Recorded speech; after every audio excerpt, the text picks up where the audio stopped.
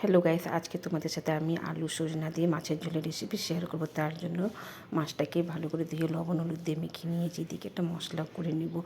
আদা, টমেটো, জিরার গুঁড়ো, ধনার গুঁড়ো, লঙ্কার গুঁড়ো দিয়ে একটা মশলা তৈরি করে নেব।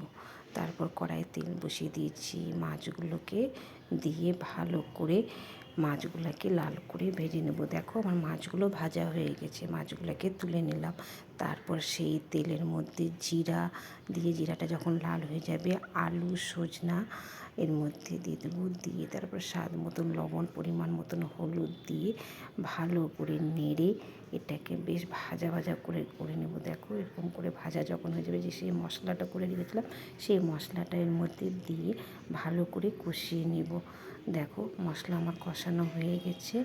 তারপরের মধ্যে জল দিয়ে দিব। জল দিয়ে যখন ঝোলটা আমার ফুটে যাবে, ভাজা মাছগুলো আমি এর মধ্যে দিয়ে ভালো করে ফুটিয়ে নিলে আমার পাতলা আলু সজনা মাছের ঝোল তৈরি।